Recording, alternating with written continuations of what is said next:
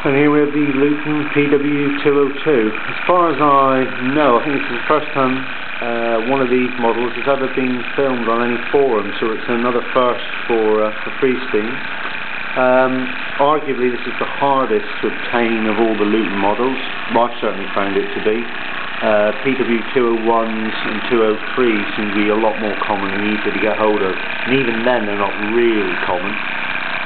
Anyway, this one's been restored to reasonable condition, and as you can see, it seems to be performing very well. They do prime a little bit, and there is some water escaping from the safety valve. It probably just needs a new O-ring on there, but it is turning over very, very nicely. I purchased this one at Steam Toys in Action, and it's been on my list of engines to get hold of for quite considerable time now.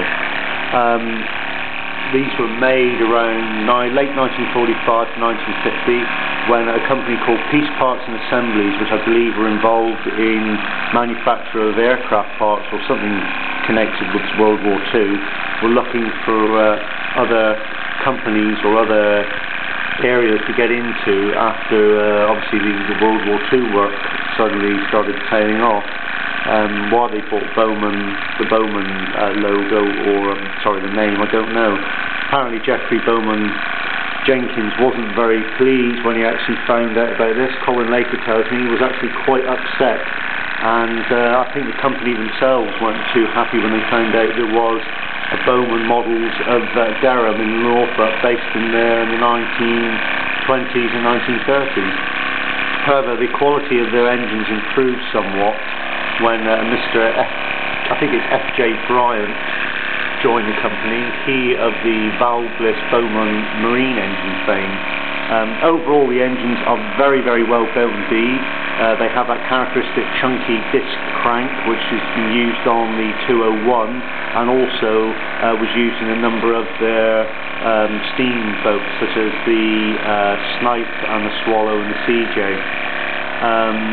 Overall, I'm very, very happy with this particular model. As you can see, it's performing very well, and I think the Bowman, or the Luton Bowman models, are a collectible item very much in their own right.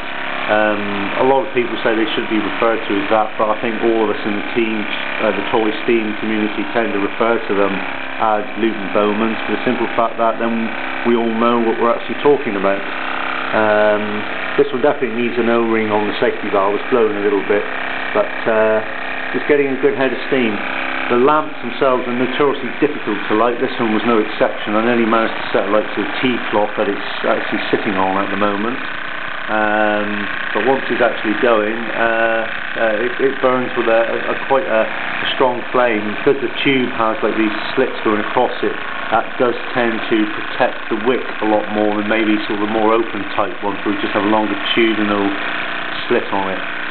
As you can see, it is blowing a little bit, but it's still producing enough steam to turn the the disc crank over at a fair rate of knots.